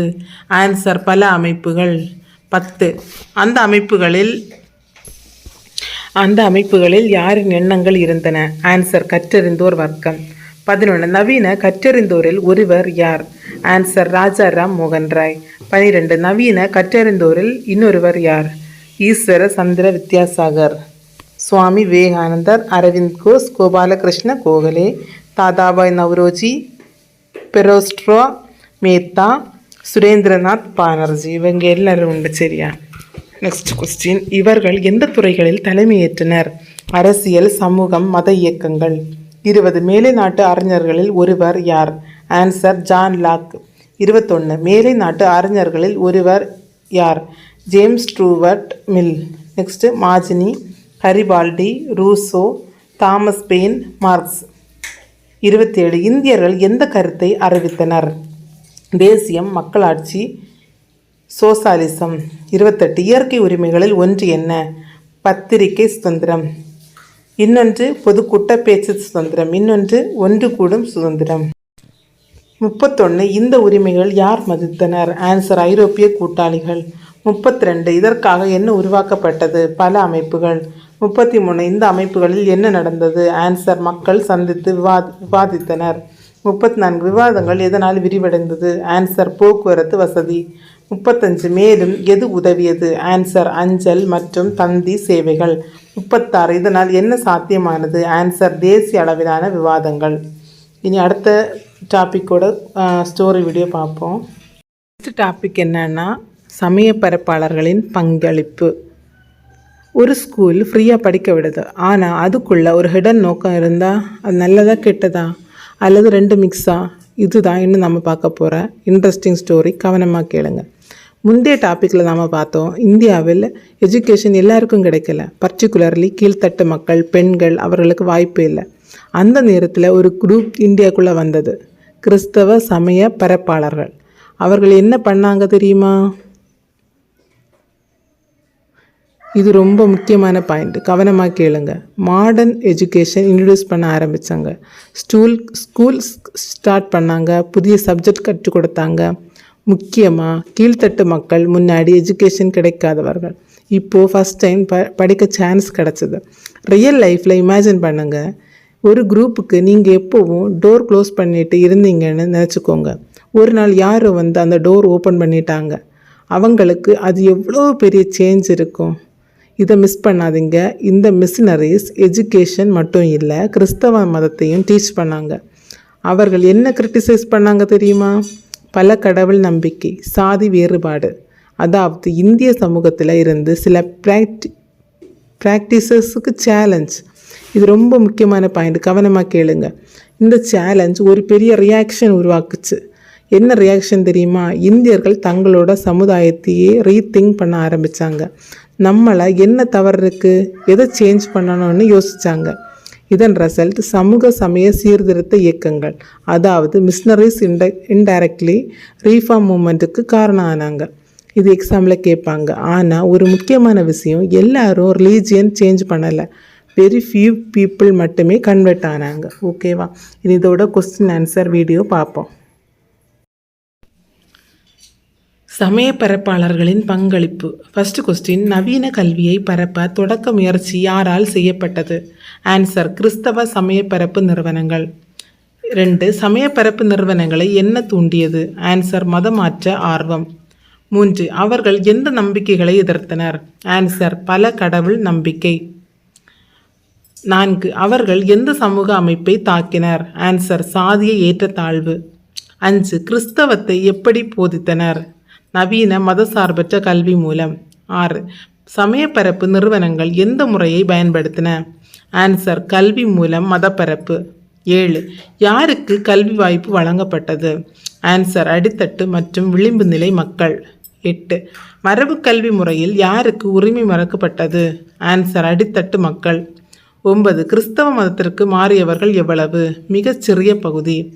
10, கிறிஸ்தவத்தின் சவால் என்ன விளைவை கொடுத்தது? ஆன்சர், சமூக மற்றும் சமய சீர்திருத்த இயக்கங்கள் தோன்றின. ஓகேவா? இனி நெக்ஸ்ட் டாப்பிக்கோட ஸ்டோரி பார்ப்போம். நெக்ஸ்ட் டாபிக் என்னென்னா சமூக சமய சீர்திருத்தங்கள். ஒரு நாட்டை ஃப்ரீடமுக்கு கொண்டு வரணும்னா முதல்ல என்ன சேஞ்ச் பண்ணணும்? கவர்மெண்ட்டா இல்லை சொசைட்டியா? ஆன்சர் என்ன தெரியுமா? முதல்ல சொசைட்டியை சேஞ்ச் பண்ணணும். இதுதான் 19ஆம் நூற்றாண்டு லீடர்ஸுக்கு புரிஞ்ச பெரிய ட்ரூத். ஆங்கில கல்வி படித்தவர்கள் ஒரு விஷயம் ரியலைஸ் பண்ணாங்க. இது ரொம்ப முக்கியமான பாயிண்ட், கவனமாக கேளுங்க. மக்களை அரசியலுக்கு கொண்டு வரணும்னா முதல்ல சமூகத்தை சீர்திருத்தணும். ஏன் தெரியுமா? சொசைட்டியில் இன்இக்வாலிட்டி இருந்தால் பீப்புள் யுனைட் ஆக முடியாது. அதனால் என்ன ஆரம்பித்தாங்க? சமூக சமய சீர்திருத்த இயக்கங்கள். இவைகளை 3 கேட்டகரியாக டிவைட் பண்ணலாம். 1, சீர்திருத்த இயக்கங்கள். ராஜாராம் மோகன் ராய் பிரம்ம சமாஜம் 1828, பிரார்த்தனை சமாஜம் 1867. நெக்ஸ்ட்டு அலிகார் இயக்கம் சையத் அகமது கான். செகண்ட் என்னென்னா மீட்பு இயக்கங்கள். இதில் நம்ம 10th 11th அந்த 2 லெசன்லேயும் படித்தோம், அதில் உள்ளதான் வருது. ஆரிய சமாஜம் 1875, ராமகிருஷ்ணா இயக்கம், தியோபந்த் இயக்கம். நெக்ஸ்ட்டு 3 சமூக இயக்கங்கள். ஜோதிபா புலே புனே, நாராயணகுரு ஐயன்காளி கேரளா, ராமலிங்க அடிகள், வைகுண்ட சுவாமிகள் தமிழ்நாடு. இவ்வளவு மூமெண்ட்ஸு ஏன் தெரியுமா? இது ரொம்ப முக்கியமான பாயிண்ட், கவனமாக கேளுங்க. சொசைட்டியில் இருந்த ப்ராப்ளம்ஸ், சதி, குழந்தை திருமணம், விதவை பெண்களுக்கு வாழ்க்கை இல்லாமை, இதையெல்லாம் சேஞ்ச் பண்ணணும். இந்த ரீஃபார்மர்ஸ் என்ன பண்ணாங்க தெரியுமா? ஓல்டு ப்ராக்டிசஸ்க்கு எதிராக நின்றாங்க, நியூ ஐடியாஸ் இன்ட்ரடியூஸ் பண்ணாங்க. ரியல் லைஃப் எக்ஸாம்பிள் பார்த்துக்கிடுங்க. ஒரு வீட்டில் ரூல்ஸ் எல்லாம் அவுட்டேட்டடாக இருந்தால் அதை சேஞ்ச் பண்ணாமல் ப்ராக்ரெஸ்ஸாக முடியுமா? அதே லாஜிக் தான் இங்கே. இது எக்ஸாம்பிளில் கேட்பாங்க. சதி ஒழிப்பு, விதவை மறுமணம், குழந்தை திருமண ஒழிப்பு, இவை முக்கிய ரீஃபார்ம்ஸ். இந்த ரீஃபார்ம்ஸுக்கு இன்ஃப்ளூயன்ஸ் எங்கிருந்து வந்தது? மேலை நாட்டு ஐடியாஸ். அவர்கள் லாஜிக்காக திங்க் பண்ண ஆரம்பித்தாங்க. இதன் பிக்கஸ்ட் ரிசல்ட் என்ன தெரியுமா? இது ரொம்ப முக்கியமான பாயிண்ட், கவனமாக கேளுங்க. இந்த ரீஃபார்ம் மூமெண்ட்ஸ் இந்தியர்களை ரீதிங்க் பண்ண வச்சது. அதிலிருந்து தான் தேசிய உணர்வு உருவானது. அதுக்கப்புறம் பொலிட்டிக்கல் ஆர்கனைசேஷன்ஸ் உருவானது. மக்கள் தங்கள் ப்ராப்ளமை பற்றி பேச ஆரம்பித்தாங்க. ஓகேவா, இனி இதோட கொஸ்டின் ஆன்சர் வீடியோ பார்ப்போம். சமூக சமய சீர்திருத்தங்கள். ஃபர்ஸ்ட் கொஸ்டின், அரசியல் செயல்பாடுகளுக்கு முன் என்ன செய்ய வேண்டும் என கற்றறிந்தோர் உணர்ந்தனர்? ஆன்சர், சமூகத்தை சீர்திருத்த வேண்டும். செகண்ட், சீர்திருத்த இயக்கங்கள் எந்த நூற்றாண்டில் நடந்தன?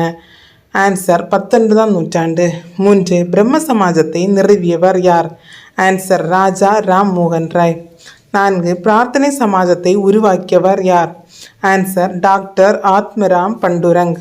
5, அலிகார் இயக்கத்தை பிரதிநிதித்துவப்படுத்தியவர் யார்? ஆன்சர், சையத் அகமது கான். 6, மீட்பு இயக்கங்களில் ஒன்று என்ன? ஆரிய சமாஜம், செகண்டரி ராமகிருஷ்ணா இயக்கம், இன்னொன்று தியோபந்த் இயக்கம். ஓகேவா. புனேயில் சமூக இயக்கம் நடத்தியவர் யார்? ஜோதிபா புலே. கேரளாவில் சமூக இயக்கம் நடத்தியவர்கள் யார் யார்? நாராயணகுரு, ஐயன்காளி, ராமலிங்க அடிகள், வைகுண்ட சுவாமிகள், அயோத்திதாசர். 15, சீர்திருத்தவாதிகள் எதை அடிப்படையாக கொண்டனர்? காரணம். 16, அவர்கள் யாரின் சவால்களை எதிர்கொண்டனர்? ஆன்சர், மேலை நாட்டு கற்றறிந்தோர். 17, சீர்திருத்தவாதிகளின் செயலால் என்ன ஏற்பட்டது? ஆன்சர், தேசிய உணர்வு உதயம். 18, பிரம்ம சமாஜம் எப்போது தொடங்கப்பட்டது? 1828. 19, பிரார்த்தனை சமாஜம் எப்போது தொடங்கப்பட்டது? 1867. 20, ஆரிய சமாஜம் எப்போது தொடங்கப்பட்டது? 1875.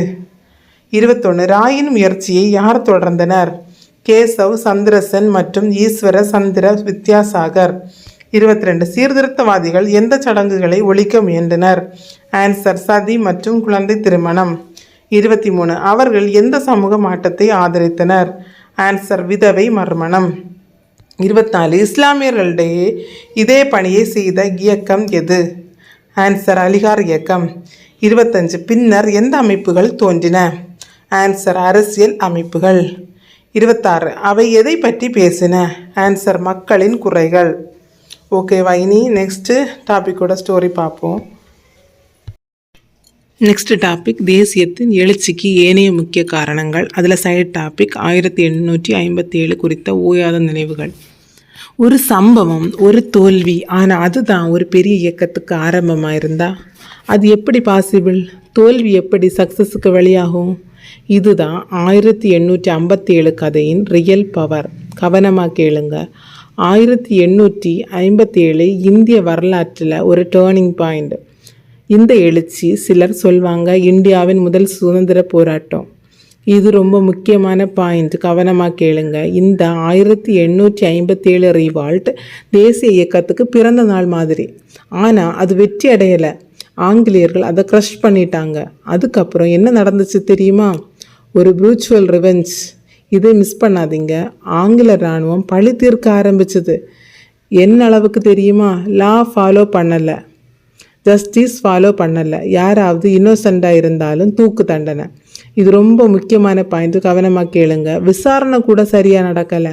குற்றம் செய்தவரா இல்லையா பரவாயில்லை, தண்டனை ஃபிக்ஸு. இது என்ன ஜஸ்டிஸ்? தண்டனைக்கு முன்பே மக்களை டார்ச்சர் பண்ணாங்க.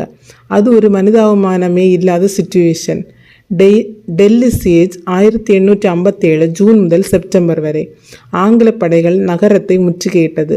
ஒரு பிரிட்டிஷ் அதிகாரி கூட சொல்லியிருக்கார், நண்பன் பகைவன் எந்த வேறுபாடும் இல்லாமல் எல்லார் மேலேயும் பழி வாங்கினோம்.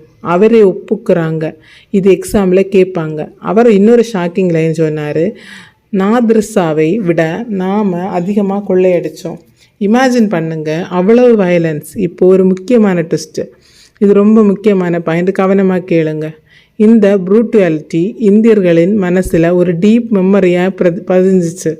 அந்த நினைவு என்ன பண்ணுச்சு தெரியுமா? ஒரு நாள் நாம் இதுக்கு பதில் சொல்லணும்னு ஃபீலிங். அதுதான் ஸ்லோலி தேசிய உணர்வை மாறுச்சு. Real life example. யாராவது உங்களை அநியாயமாக ஹர்ட் பண்ணால் அந்த மெமரி நீங்கள் மறந்துடுவீங்களா? அது உங்களை ஸ்ட்ராங்கர் ஆக்கும் இல்லையா? அதே மாதிரி தான் இந்தியாவுக்கு நடந்துச்சு. ஓகேவா, இனி இந்த டாப்பிக்கோட கொஸ்டின் ஆன்சர் வீடியோ பார்ப்போம்.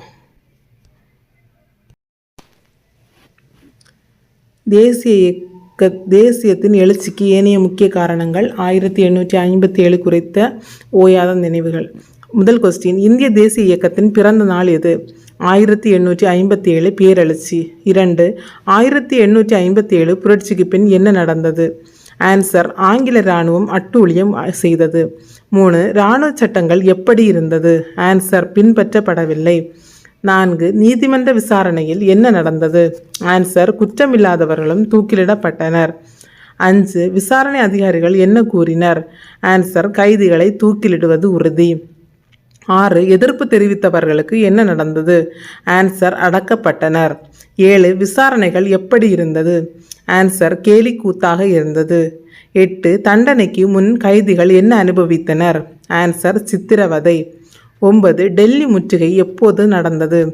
ஆன்சர், 1857 ஜூன் முதல் செப்டம்பர் வரை. 10. டெல்லியை யார் முற்றுகையிட்டனர்? ஆன்சர், ஆங்கில படைகள். 11. எல்பின்ஸ்டன் யார்? ஆன்சர், பம்பாய் மாகாண முன்னாள் ஆளுநர். 12. அவர் யாருக்கு கடிதம் எழுதினார்? Answer, sir John Lawrence. 13. Sir John Lawrence யார்? இந்தியாவின் எதிர்கால அரச பிரதிநிதி. 14. அந்த கடிதத்தில் என்ன கூறப்பட்டது? ஆன்சர், நண்பன் பகைவன் வேறுபாடு இல்லாமல் பழிவாங்கினார். 15. கொள்ளையில் யாரை மிஞ்சினோம் என்று கூறப்பட்டது? நாதிர் ஷா. ஓகேவா? இனி அடுத்த நெக்ஸ்ட் டாபிக் என்னன்னா இனப்பாகுபாடு. ஒரே எக்ஸாம், ஒரே குவாலிஃபிகேஷன், ஆனால் ஒருவருக்கு சான்ஸ் இன்னொருவருக்கு இல்லைன்னா அது ஃபேராக இருக்கும் இல்லையா? அது ஒரு நாட்டில் நடந்துச்சுன்னா இதுதான் இன்று நம்ம பார்க்க போகிற பவர்ஃபுல் டாபிக். கவனமாக கேளுங்க. ஆங்கிலேயர்கள் இந்தியாவை ஆட்சி பண்ணும்போது ஒரு பாலிசி ஃபாலோ பண்ணாங்க. என்ன பாலிசி தெரியுமா? இனப்பாகுபாடு. இது ரொம்ப முக்கியமான பாயிண்ட், கவனமாக கேளுங்க. அதாவது இங்கிலீஷ் பீப்புளுக்கு ஸ்பெஷல் ட்ரீட்மெண்ட், இந்தியர்களுக்கு ரெஸ்ட்ரிக்ஷன். பர்டிகுலர்லி கவர்மெண்ட் ஜாபில் ஹை பொசிஷன் இந்தியர்களுக்கு கிடைக்காது. அதாவது நம்ம நாட்டில் நம்மளே ரூல்ஸ் பண்ண முடியாது. இதை கண்ட மக்கள் என்ன நினச்சாங்க தெரியுமா? இது இன்ஜஸ்டிஸ், நம்ம திட்டமாக ஒதுக்குறாங்க. இதை மிஸ் பண்ணாதீங்க. இதனால் ஹை கிளாஸ் இண்டியன்ஸில் ஆங்கர் இன்க்ரீஸ் ஆனது. அந்த ஆங்கர் பின்னாடி ரீவல்யூஷனுக்கு காரணமாச்சு. இப்போ ஒரு இன்ட்ரெஸ்டிங் விஷயம், சிவில் சர்வீஸ் எக்ஸாம் கவர்மெண்ட் ஜாபுக்கு இம்பார்ட்டண்ட் எக்ஸாம். முதல்ல என்ன ஏஜ் லிமிட் வச்சாங்க தெரியுமா? 21 வயசு. அப்போ என்ன ஆயிடுச்சு? இந்தியர்கள் பாஸ் ஆக ஆரம்பித்தாங்க. அதை பார்த்த ஆங்கிலேயர்கள் என்ன பண்ணாங்க தெரியுமா? இது ரொம்ப முக்கியமான பாயிண்ட், கவனமாக கேளுங்க. ஏஜ் லிமிட் சேஞ்ச் பண்ணிட்டாங்க. 21லேருந்து 19க்கு ரெடியூஸ். ஏன்? இந்தியர்கள் பாஸ் ஆகாத மாதிரி. இது என்ன ஃபேர்னஸ்? இது எக்ஸாமில் கேட்பாங்க. இன்னொரு டிமாண்ட் இருந்துச்சு, எக்ஸாம் இந்தியாவிலே நடத்தணும். அதுக்கு பிரிட்டிஷ் என்ன சொன்னாங்க? ரிஜெக்ட். அதாவது இங்கிலாந்துக்கு போய் எக்ஸாம் எழுதணும். அது எல்லாராலையும் பாசிபிள் கிடையாது. இதெல்லாம் சேர்த்து இது ரொம்ப முக்கியமான பாயிண்ட், கவனமாக கேளுங்க. இந்தியர்களுக்கு ஒரு கிளியர் மெசேஜ், நீங்கள் செகண்ட் கிளாஸ் சிட்டிசன்ஸ். இதனால் என்ன நடந்துச்சு? Anger, frustration, unity. அதிலிருந்து நேஷ்னலிசம் க்ரோ ஆனது. ஓகேவா? இனி நெக்ஸ்ட் இதோட கொஸ்டின் ஆன்சர் வீடியோ பார்ப்போம். இனப்பாகுபாடு. ஃபர்ஸ்ட் கொஸ்டின், ஆங்கிலேயர்கள் எந்த கொள்கையை பின்பற்றினர்? ஆன்சர், இனப்பாகுபாட்டு கொள்கை. 2. அரசு உயர் பதவிகளில் யாரை விலக்கினர்? ஆன்சர், இந்தியர்கள். 3. இந்த நடவடிக்கையை மக்கள் எப்படி கருதினர்? ஆன்சர், இந்திய எதிர்ப்பு கொள்கை. 4. இதனால் யாரிடையே வெறுப்பு ஏற்பட்டது? ஆன்சர், இந்திய உயர் வகுப்பார். 5. இந்த வெறுப்பு எதற்கு காரணமானது? ஆன்சர், ஆங்கிலேயர் ஆட்சிக்கு எதிரான புரட்சி. 6. குடிமைப்பணி தேர்வு வயது வரம்பு முதலில் எவ்வளவு? ஆன்சர், 21. 7. இந்தியர்கள் வெற்றி பெற்ற பின் வயது வரம்பு எவ்வளவு ஆனது? ஆன்சர், 19. 8. வயது வரம்பு ஏன் குறைக்கப்பட்டது? ஆன்சர், இந்தியர்கள் தேர்வு எழுதாமல் தடுக்க. 9. இந்தியர்கள் என்ன கோரிக்கை வைத்தனர்? ஆன்சர், தேர்வை இந்தியாவிலும் நடத்த வேண்டும். 10.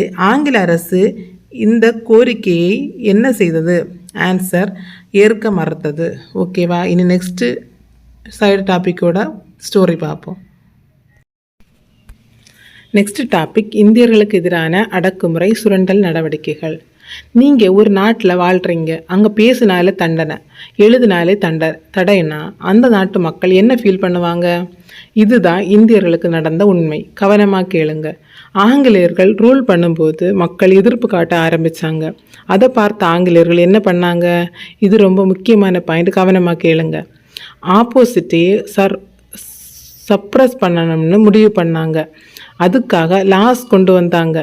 1870 இந்திய தண்டனை சட்டம் செக்ஷன் 124A. இதுக்கு என்ன அர்த்தம்? கவர்மெண்ட்டுக்கு எதிராக பேசினா பனிஷ்மெண்ட், அதாவது ஃப்ரீடம் ஆஃப் ஸ்பீச் கிடையாது. இது எக்ஸாம்பிள் கேட்பாங்க. நெக்ஸ்ட்டு 1878 பிராந்திய மொழி பத்திரிகை சட்டம். இதன் பர்பஸ் என்ன தெரியுமா? நியூஸ் பேப்பர்ஸ் கண்ட்ரோல் பண்ண, பர்டிகுலர்லி இந்தியன் லாங்குவேஜ் பேப்பர்ஸ், அதாவது மக்கள் உண்மையை தெரிஞ்சுக்கக்கூடாது. இதை மிஸ் பண்ணாதீங்க. இப்போது எக்கனாமி சைடு பார்ப்போம். ஒரு ஷாக்கிங் விஷயம், இங்கிலாந்தில் இருந்து வரும் கிளாத்துக்கு டேக்ஸ் குறைச்சாங்க, இந்தியாவில் தயாரிக்கும் கிளாத்துக்கு டேக்ஸ் அதிகப்படுத்தினாங்க. இதன் ரிசல்ட் என்ன? இந்தியன் இண்டஸ்ட்ரீஸ் பாதிப்பு. இது என்ன ஜஸ்டிஸ்? இது ரொம்ப முக்கியமான பாயிண்ட், கவனமாக கேளுங்க. இது டைரக்ஷன் எக்ஸ்பாலிசேஷன். இப்போது ஒரு லீகல் இஷ்யூ, இல்பர்ட் பில். இதன் ஐடியா என்ன தெரியுமா? இந்தியன் ஜட்ஜஸ் யூரோப்பியன் கிரிமினல்ஸை ட்ரையல் பண்ணலாம், அது ஃபேராக இருக்கும்ல. ஆனால் யூரோப்பியன்ஸ் என்ன பண்ணாங்க? ஸ்ட்ராங்காக ஆப்போஸ் பண்ணாங்க. ஏன்? இந்தியன் ஜட்ஜை நம்ம ஜட்ஜ் பண்ணக்கூடாது. இது ரொம்ப முக்கியமான பாயிண்ட், கவனமாக கேளுங்க. இது கிளியர் ரேசிசம். அதுக்கப்புறம் என்ன நடந்துச்சு? பில் மாடிஃபை பண்ணிட்டாங்க யூரோப்பியன் சைடுக்கு ஃபேவராக. இதெல்லாம் சேர்த்து மக்களிடையே ஆங்கர் புல்ட் ஆகுது. நம்ம அடக்குறாங்க, சுரண்டுறாங்கன்னு ஃபீலிங். அதுதான் ஸ்லோலி நேஷ்னலிசம் ஆரம்பிச்சு. ஓகேவா? இதோட கொஸ்டின் ஆன்சர் வீடியோ பார்ப்போம். நெக்ஸ்ட் டாபிக், இந்தியர்களுக்கு எதிரான அடக்குமுறை சுரண்டல் நடவடிக்கைகள். ஃபர்ஸ்ட் கொஸ்டின், இந்திய தண்டனை சட்டம் பிரிவு 124A எப்போது கொண்டு வரப்பட்டது? ஆன்சர் 1870. 2. பிரிவு 124A எதற்காக பயன்படுத்தப்பட்டது? ஆன்சர் அரசு எதிர்ப்பு செய்பவர்களை தண்டிக்க. 3. பிராந்திய மொழி சட்டம் எப்போது கொண்டு வரப்பட்டது? ஆன்சர் 1878. 4.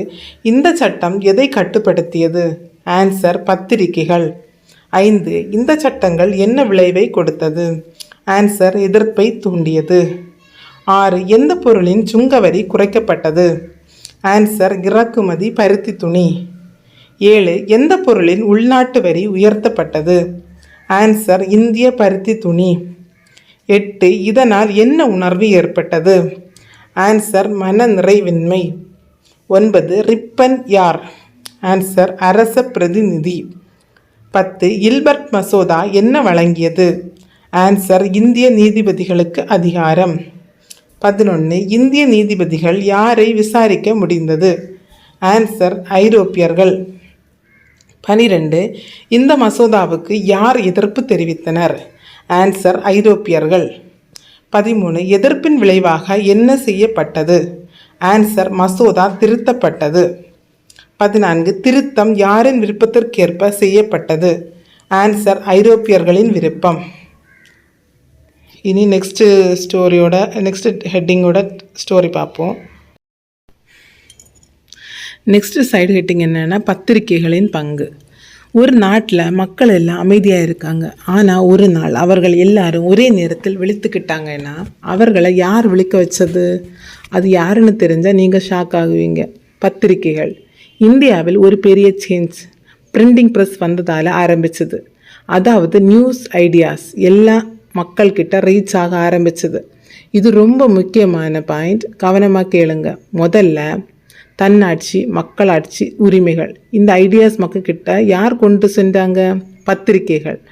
பத்திரிகைகள் என்ன பண்ண ஆரம்பித்தாங்க தெரியுமா?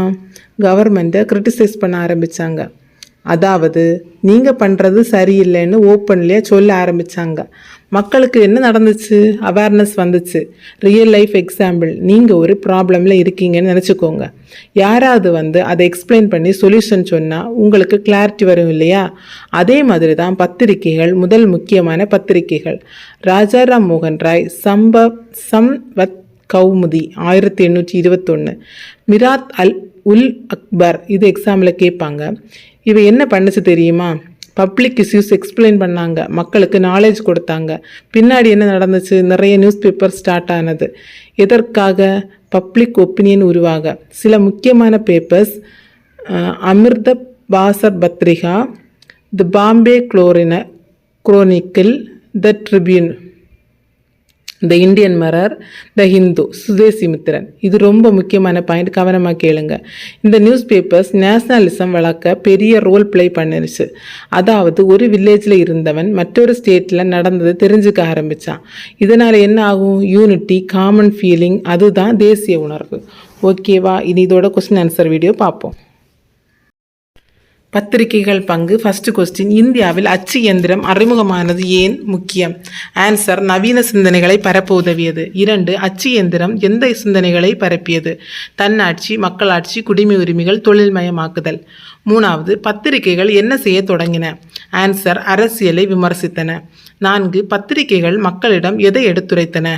ஆன்சர், நாட்டு பிரச்சனைகள். 5, சம்பவத் கௌமுதி யாரின் பத்திரிகை? ராஜா ராம் மோகன் ராய். 6, சம்பவத் கௌமுதி எப்போது தொடங்கப்பட்டது? 1821. 7, மிராத் உல் அக்பர் எந்த மொழியில் வெளியானது? பாரசீக மொழி. இந்த பத்திரிகைகள் எதில் பங்கு பெற்றன? ஆன்சர், மக்கள் நலன் விழிப்புணர்வு. 9, பின்னர் எதற்காக பத்திரிகைகள் தொடங்கப்பட்டன?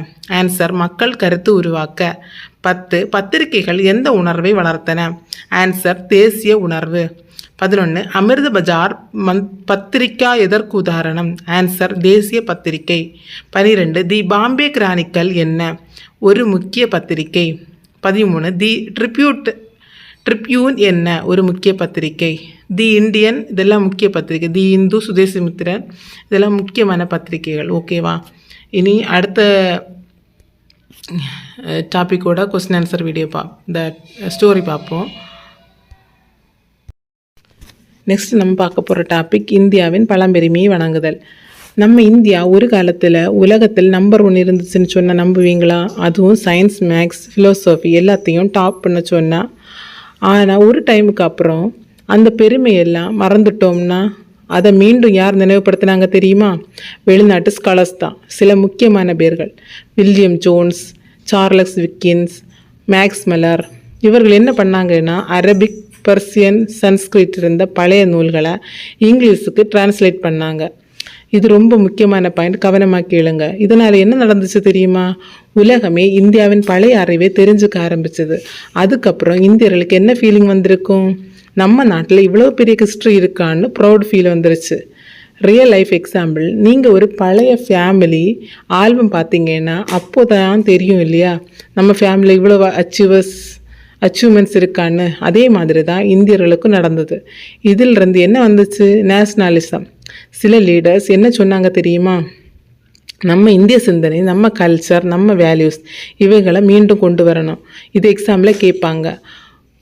அவர்கள் என்ன பங்களிப்பு செய்தார்கள்? இது ஷார்ட்கட் விளைவைங்க. Translation, awareness, pride, nationalism.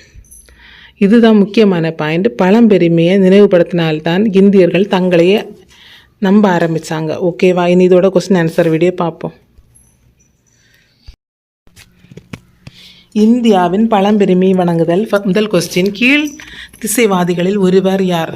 ஒருவரில் 3 பேர் உண்டு. William Jones, Charles Wilkins, maths Muller. Next, அவர்கள் எந்த மொழி நூல்களை மொழிபெயர்த்தனர்? அரேபிய, பாரசீக, சமஸ்கிருத நூல்கள். 5, எந்த வகை நூல்கள் மொழிபெயர்க்கப்பட்டன? மத மற்றும் வரலாற்று நூல்கள். 6, இந்த நூல்கள் எந்த மொழிக்கு மொழிபெயர்க்கப்பட்டன? ஆங்கிலம். 7, இதன் நோக்கம் என்ன? அனைவருக்கும் கிடைக்க செய்தல்.